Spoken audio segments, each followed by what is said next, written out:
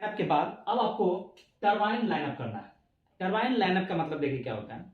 अभी आपने जो लो वाल्व सिस्टम को लाइनअप किया था, तो लो वाल्व सिस्टम को लाइनअप अपने बियरिंग लुब्रिकेशन सिस्टम तक आपने किया था। अभी आपको क्या करना है कि टरबाइन लाइनअप में आपको क्या देखना है कि आपका एक एलओपी सिस्टम रनिंग कंडीशन में होना चाहिए और lube valve header pressure normal होना चाहिए और lube valve pressure at the bearing वो भी आपका नॉर्मल होना चाहिए, मींस 2.5 से 2.7 केजी प्रेशर होना चाहिए lube valve pressure at bearing पे। ठीक है, उसके बाद आपको लाइनअप कीजिए जेओपी को। जेओपी का जो सेक्शन वाल्व को आप लाइनअप कीजिए। जनरली जीओपी का जो सेक्शन है वो आपका जो है 2 पॉइंट से लेता है। एक तो आपका जो एलओपी के डिस्चार्ज हेडर से लेता है और सेकंड डायरेक्ट आपका टैंक से भी लेता है। ठीक है, तो उस सेक्शन को आप जो लाइनअप कर दीजिए और ensure the power supply. Power supply देखिए आपका जीओपी पंप में अवेलेबल है कि नहीं। यहां पे आपका जीओपी पंप एक ही रहता है। जैसे आपका टरबाइन में 2 जीओपी होता है, एक एसी एक आपका डीसी, लेकिन यहाँ पे आपका डीसी जीओपी नहीं होता, यहाँ पे सिर्फ एक ही जीओपी रहता है। ठीक है, तो उसका पावर सप्लाई आप नॉर्मल कर लीजिए पावर सप्लाई। अगर नहीं है तो आप उसका मीटर करवा के पावर सप्लाई आप उसको हेल्दी करवा लीजिए। उसके बाद आप देखिए कि पंप और टरबाइन कपल है कि नहीं। क्योंकि जनरली आपका क्या होता है कि आपका आप सिस्टम देखिएगा कि आपका पहले बूस्टर पंप रहता है, फिर आपका गियर बॉक्स रहता है, फिर आपका टरबाइन रहता है एंड उसके बाद आपका मेन फीड पंप होता है, बीएफपी पंप होता है। तो आपका टरबाइन है, टरबाइन और आपका जो बीएफपी के बीच कपलिंग है कि नहीं वो आपको इंश्योर कर लीजिए। ठीक, और उसके बाद आप स्टार्ट जीओपी। जीओपी को आप स्टार्ट कर दीजिए। ठीक है, जीओपी स्टार्ट करने के बाद check oil pressure near bearing. Bearing के पास उसका प्रेशर क्या है उसको चेक कीजिए। नॉर्मली क्या होता है, आप जीओपी को स्टार्ट करते हैं तो जीओपी का प्रेशर जनरली 100 से 110 बार प्रेशर रहता है आपका हेडर प्रेशर, लेकिन बियरिंग पे इसका प्रेशर जो है वो 60 से 65 केजी प्रेशर रहता है। ठीक है, केजी प्रेशर रहता है। तो आप इसको इंश्योर कर लीजिए कि बियरिंग के पास जीओपी का प्रेशर है वो 60 से 65 70 तक मैक्सिमम आपको मिल रहा है कि नहीं। वो आपका बियरिंग टू बियरिंग वेरी करता है प्रेशर को, जहां पे ज्यादा लोड वहां ज्यादा प्रेशर रहता है। तो start GOP and check oil pressure near bearing, आपने चेक कर लिया। ठीक है, अभी तक आपका टर्निंग गियर वाल्व क्लोज था। अब आप टर्निंग गियर वाल्व को ओपन कर दीजिए। अच्छा, टर्निंग गियर वाल्व को पहले ओपन क्यों नहीं कर सकते थे, अभी हम ओपन क्यों कर रहे हैं। तो हमेशा याद रखिएगा कि turning gear valve should be open after lineup of feed water system. Feed water system के लाइनअप के बाद ही टर्निंग गियर वाल्व ओपन कीजिए। क्यों, मान लीजिए कि आपका फीड वाटर सिस्टम आपने लाइनअप नहीं किया और टर्निंग गियर वाल्व को आपने ओपन कर दिया, तो जैसे टर्निंग गियर वाल्व ओपन होगा टरबाइन रोटेट शुरू कर देगा और टरबाइन रोटेट करेगा और आपका फीड वाटर सिस्टम नहीं है तो हीटिंग आ जाएगा, आपका हीटिंग आ जाएगा, बेरिंग टेम्परेचर जो है बढ़ना शुरू हो जाएगा। तो इसको अवॉइड करने के लिए पहले वाटर सिस्टम को चार्ज कीजिए, उसके बाद ही टर्निंग गियर वाल्व को ओपन करना है। ठीक है, तो open turning gear valve. Turning gear valve को जैसे ओपन कीजिए तो टरबाइन बारिंग पे आ जाता है। नहीं अगर आ रहा है टरबाइन बारिंग पे तो आपका एक हैंड बारिंग लीवर होता है। हैंड बारिंग लीवर को जाके आप इसको पुश कीजिएगा तो आपका बारिंग पे आ जाएगा। तो operate hand barring lever so that pump and turbine comes on barring. Barring पे आपका आ जाएगा। उसके बाद जैसे बारिंग पे आया तो बारिंग स्पीड उसका आप देख लीजिएगा। जनरली टेडी बेपी का जो बारिंग स्पीड जो होता है वो आपका वेरी करता है 350 से 400 आरपीएम। ठीक है, टेडी बेपी का आपका 380, 420, 450 तक आपको भी मिल जाता है, आपका सेटिंग पे है वो।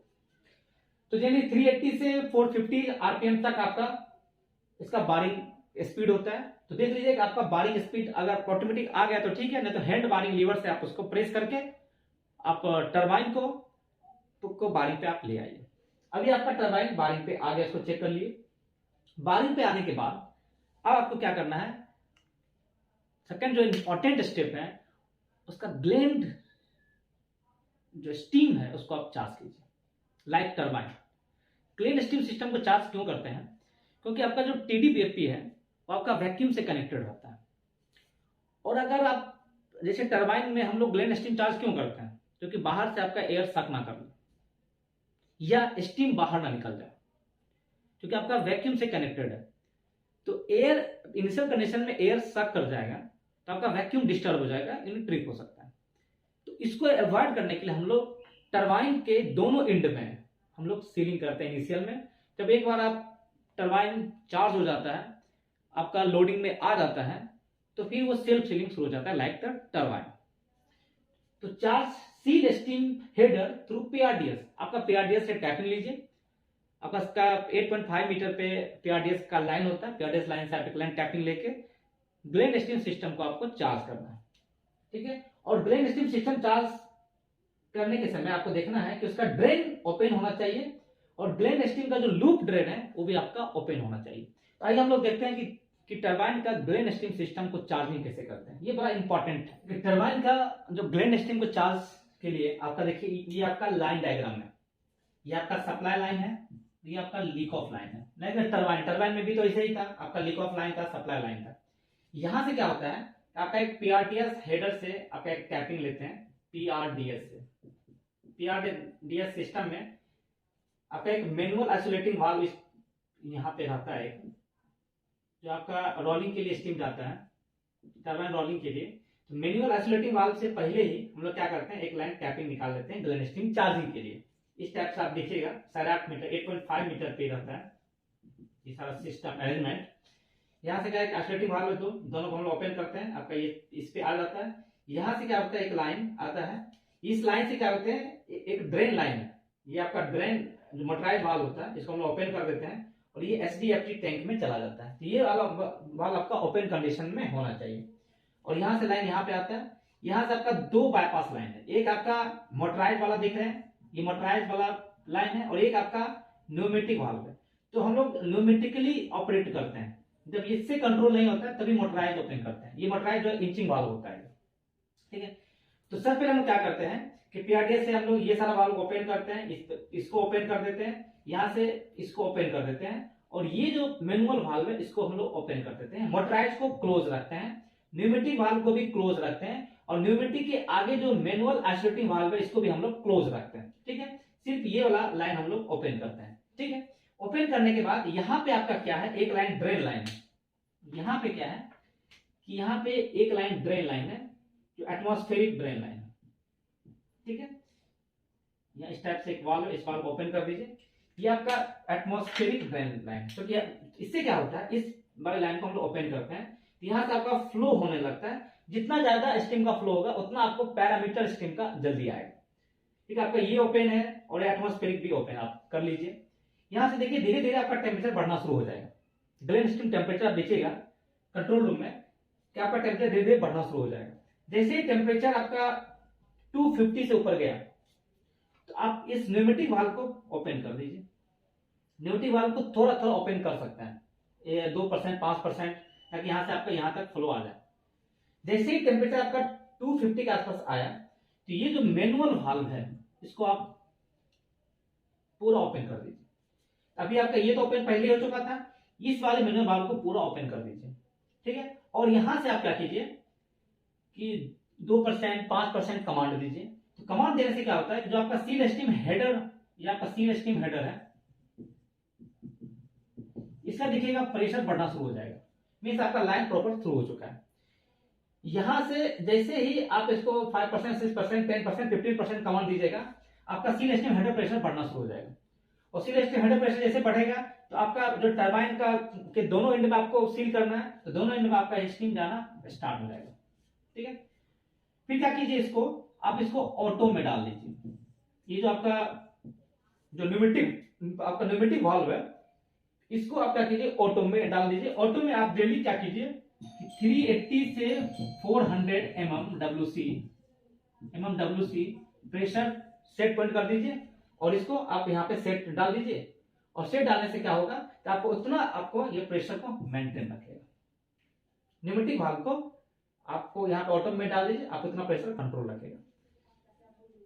जैसे इसका प्रेशर मान लीजिए ज्यादा हो जाएगा तो एक लीक ऑफ लाइन, आप लीक ऑफ लाइन को भी आप लाइन अप कर दीजिए। लीक ऑफ लाइन में भी सेम है, manual valve pneumatic valve, manual valve and motorised valve. ठीक है, आप इस दोनों को ओपन कर दीजिए और इस मोटराइज को आप क्लोज रखिए। ये न्यूमेटिक वाल्व को क्या कीजिए, आप जैसे ही आप कमांड दे अगर इसका प्रेशर जैसे ही 400 mmWc से सेट पॉइंट से जैसे ज्यादा होगा, न्यूमेटिक से इसको क्या करेगा, डंप कर देगा। तो ये आपका डंप वाल्व है। डंप वाल्व को आप लाइनअप कर दीजिए और सप्लाई को अपना लाइनअप कर ही दिया है।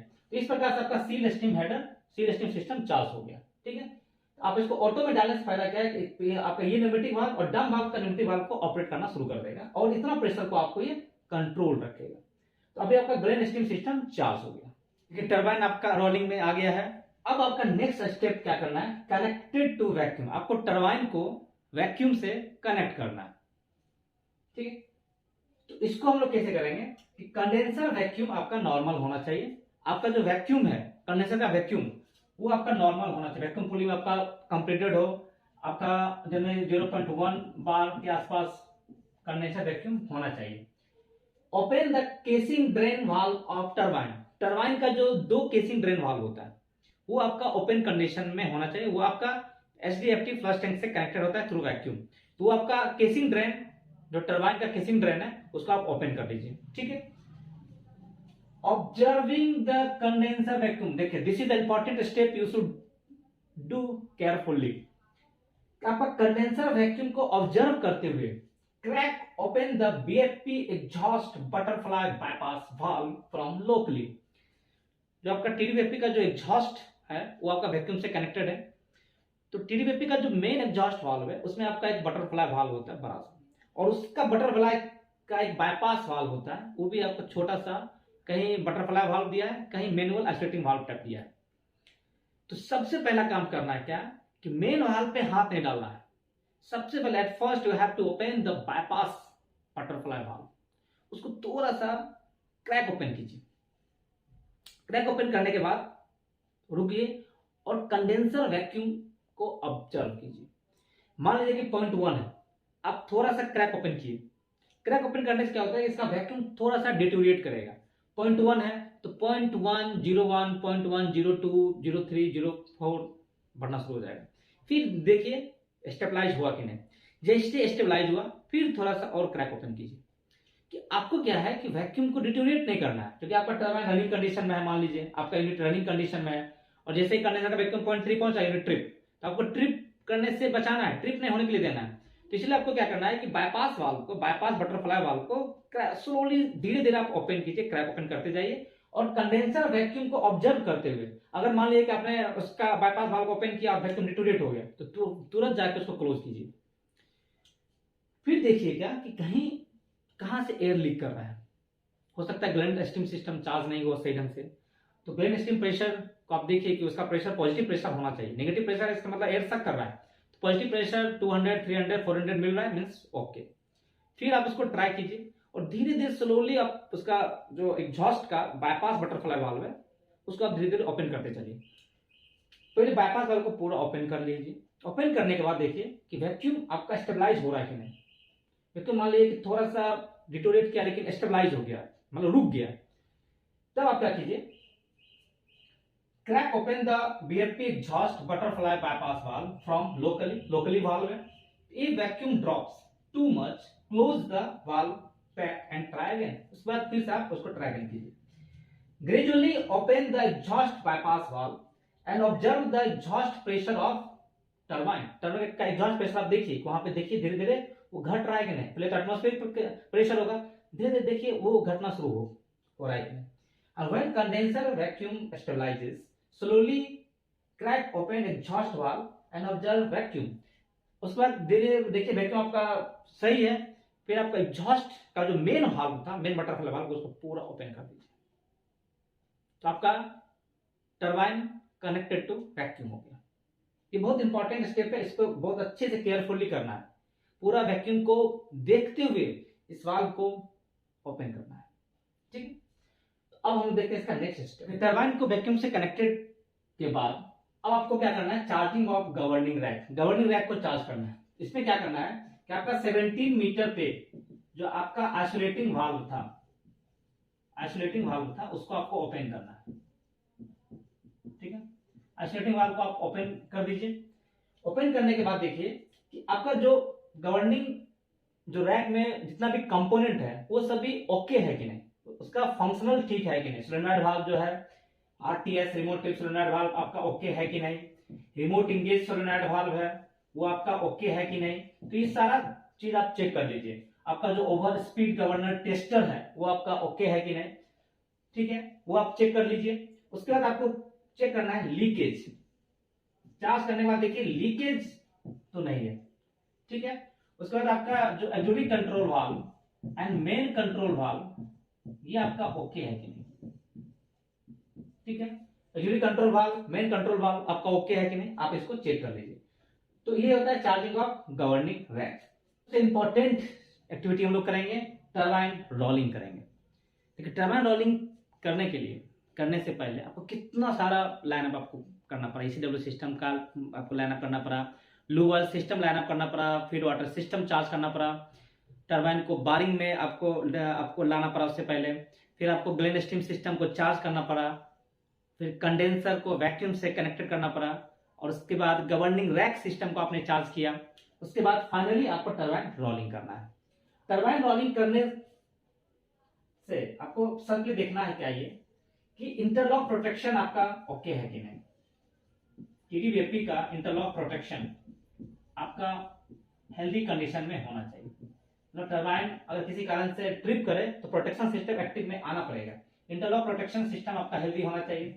सेकेंड, डिरेटर लेवल नॉर्मल होना चाहिए, क्योंकि जैसे जैसे आरपीएम बढ़ेगा तो उसका डिस्चार्ज फ्लो बढ़ेगा। और अगर आपका डिरेटर का लेवल नॉर्मल है और डिरेटर लाइनअप नहीं रहेगा तो आपका क्या होगा कि डिरेटर का लेवल डाउन होगा और पंप को ट्रिप करा सकता है। थर्ड क्या करना है कि live steam pressure, live steam temperature and pressure okay होना चाहिए, ओके होना चाहिए, ठीक है। तो ये सारा सिस्टम के बाद हम लोग टरबाइन रोलिंग के लिए जाते हैं। टरबाइन रोलिंग में हम लोग क्या करेंगे, देखिए सबसे पहले आपको क्या करना है कि स्टॉप वाल्व को ओपन करना है। सबसे पहले आपका काम क्या है, स्टॉप वाल्व को ओपन करना है। और मैंने स्टॉप वाल्व ऑपरेशन का एक डिटेल वीडियो बनाया है, आप उसमें जाके देखें कि स्टॉप वाल्व कैसे ओपन करते हैं। तो इसका छोटा सा हम लोग यहाँ पे उतना डिटेल नहीं जाएंगे, थोड़ा सा देखते हैं कि मान लो आपको टरबाइन को करना है रोलिंग में। तो सबसे पहले क्या करना है, स्टॉप वाल्व में ओपन कमांड देना है, ठीक है। स्टॉप वाल्व ओपन कमांड देने से पहले आपको क्या करना है कि टरबाइन के प्रोटेक्शन पेज में, टरबाइन के प्रोटेक्शन पेज में जाना है। TDBFP प्रोटेक्शन पेज में जाके टरबाइन रीसेट कीजिए। टरबाइन क्या करना है, आपको रीसेट करना है। जैसे ही आप रीसेट करते हैं तो क्या होता है कि आपका जो रिमोट ट्रिप सोलेनॉइड वाल्व है, कितना टोटल 2 है रिमोट ट्रिप सोलेनॉइड वाल्व, ये आपका इनर्जाइज हो जाता है, ठीक है। ये आपका दोनों वाल्व इनर्जाइज हो जाता है। और इनर्जाइज होने से क्या होता है कि आपका कंट्रोल ऑयल प्रेशर,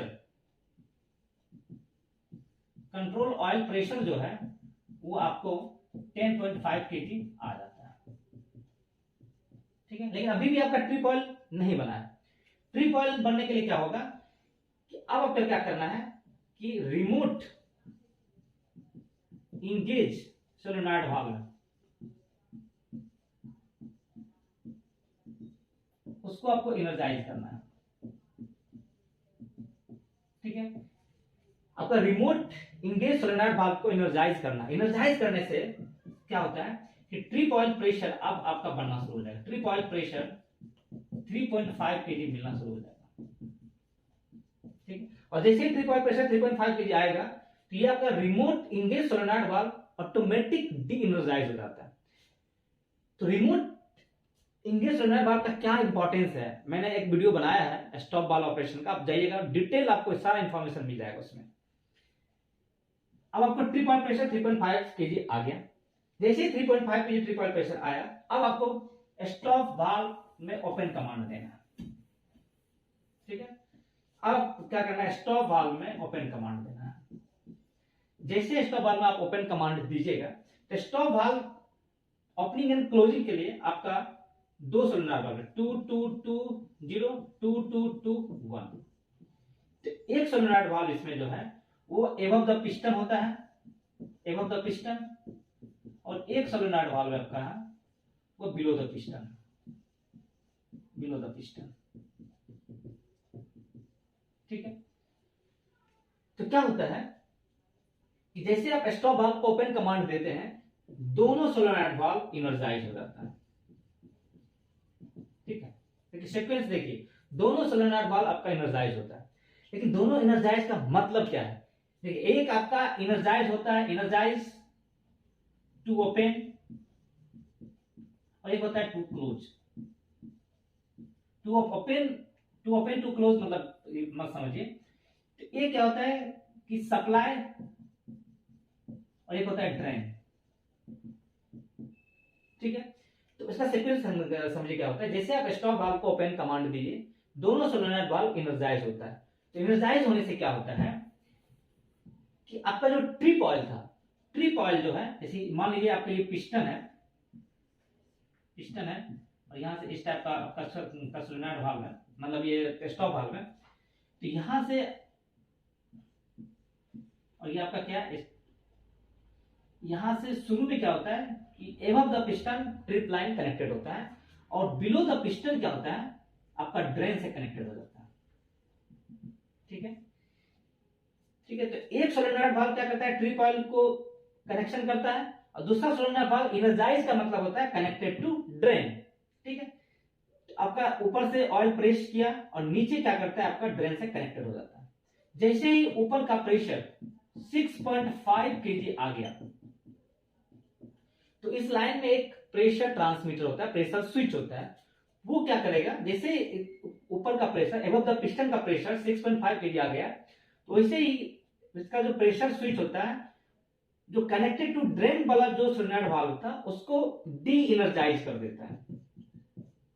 ठीक है, अभी तक ये एनर्जाइज है, लेकिन ये जो कनेक्टेड टू ड्रेन वाला जो सोलेनॉइड वाल्व था 2221, उसको डी एनर्जाइज करता है। जैसे डी एनर्जाइज किया, तो अब क्या होता है कि ट्रिप ऑयल का जो लाइन है वो नीचे से सप्लाई होना शुरू हो जाता है।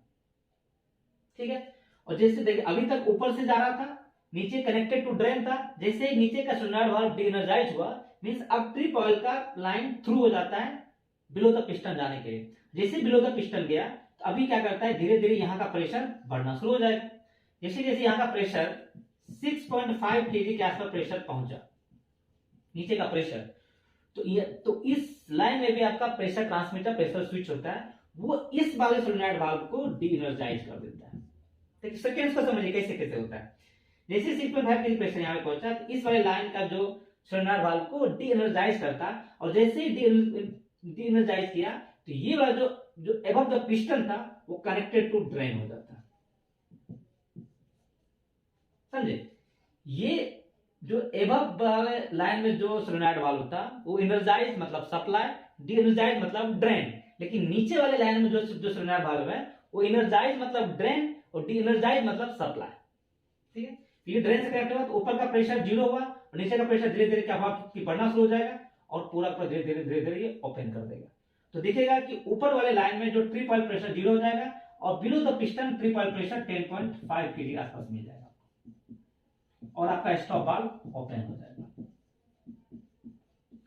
ठीक है, तो इसमें क्या होगा, आपका स्टॉप वाल्व ओपन हो गया।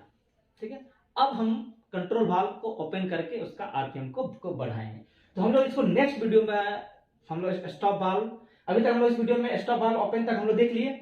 नेक्स्ट वीडियो में हम लोग कंट्रोल वाल्व को ओपन करके टरबाइन को रोलिंग करेंगे 4,050 आरपीएम, और कैसे इसको हम लोग ड्रम लेवल को मेंटेन करते हैं। तो नेक्स्ट वीडियो में हम लोग इसको जरूर बनाएंगे। अगर वीडियो पसंद आए तो लाइक जरूर करें और सब्सक्राइब करें। Thank you.